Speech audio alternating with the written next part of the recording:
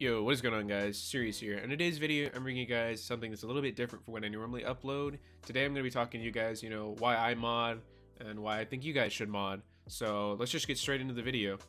As far as why I mod because I like creating new content. I like creating things like game modes, menus, you name it, random features for the game, doesn't matter. I'm just making new stuff.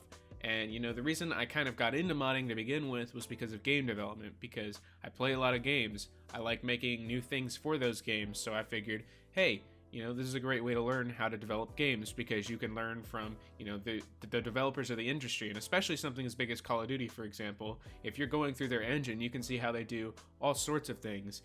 And so you can learn, all the different ways they handle things, whatever. If you're interested in game development, this is a great place to start.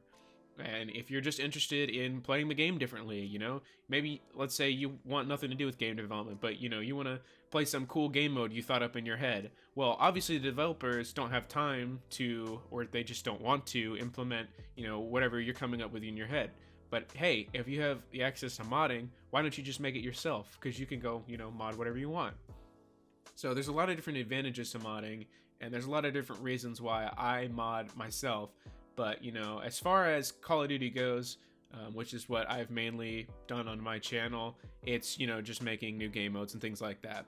Just remember that if you're trying to get into modding, it's not going to be a cakewalk. You're not going to be able to just drop in, type a few scripts out in an hour, and have your game mode and release it the next day, right? It's going to take a lot of work, so you have to be pretty dedicated to go in and make whatever you want. A lot of people start with menus because menus are not necessarily the hardest thing to make. I know a lot of people would probably take offense to that, but just know that when it comes down to a menu, most people will start with a base, and the base is already made. They go in, they change some colors, they change the position of the menu a little bit.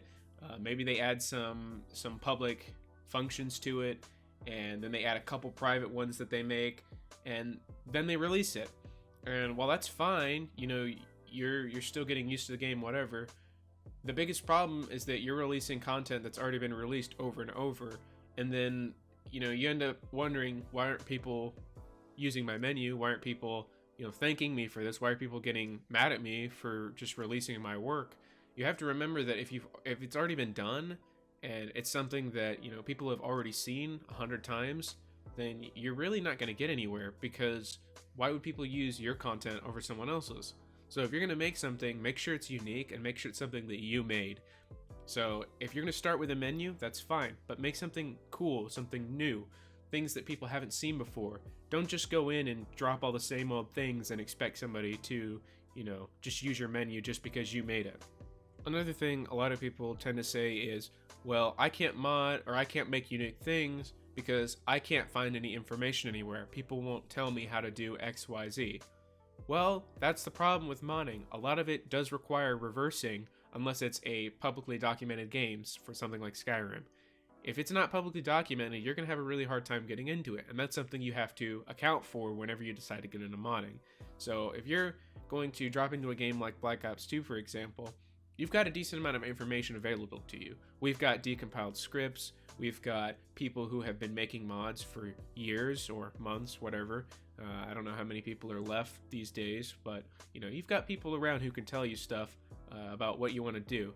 But if you go and mod something like, I don't know, let's just say Fortnite, for example, there is practically a community of 0 developers there. I mean, you've got a few here and there, but they're all keeping everything private, and it's going to be really hard for you to figure out how to make your own mod. So you can't just go into something like that as a beginner and expect to be successful with it. You have to go into something that you can do, and that there are people to help you with if you want to be successful as a developer in the beginning. Now, another thing that I wanted to go over in this video is that a lot of people tend to complain that when you're cheating, you're ruining the game for other people. And for a lot of people, that's true. If you go through a public lobby and you force people to play the game the way you want to play it, that's not fair, because those other people are just trying to play the game that they bought, or that they, whatever. If it's a free game, it's a free game, whatever. But you get what I'm saying. People don't want to play the game necessarily the way you want to play it. So you have to remember that. You should go through, if you want to play with new people, or you want to play, whatever, ask people. Say, hey, do you want to mod? Do you want to go play this cool game mode I made? most people are going to say yes. And if they say no, fine. Then they weren't going to be fun to play with anyway. Why would you waste your time? So, play with your friends, play with people you know. Just don't go into a game and just decide that this is the way people are going to play, because a lot of people aren't going to like that. What would you rather? Somebody to walk away from a lobby with you saying, dude, this guy's an awesome modder, he made this really cool game mode, and we got to play really fun? Or, oh, there's this guy who made me play his game mode and I was just trying to play TDM to get my challenges done. This is ridiculous. I hate modders. You see the difference? And that does happen all the time.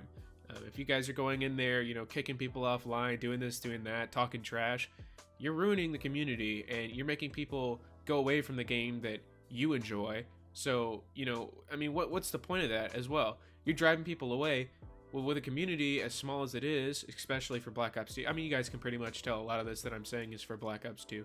You're driving away the few people left that you can mess with, or, whatever you're trying to do maliciously.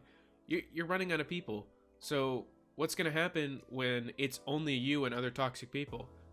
The game's destroyed. You've got nothing left. And then what are you going to do? You going to go do it to another game? Just remember that when you're playing the game, there are other people playing the game with you, and you need to take them into account whenever you're doing something like making a game mode or making a menu. Anyway, guys, this video is getting kind of long compared to what I wanted it to be, so I'm going to go ahead and stop it here. If you guys enjoyed, leave a like. Let me know in the comment section below what you think about the video, what you think about some of the things I said in the video, and hey, maybe hook it with some other developers in the comments, because it'd be a great way to get yourself into the community and get known. Other than that, hopefully this video was informative or helpful for you, and I will see you guys in the next video. Peace.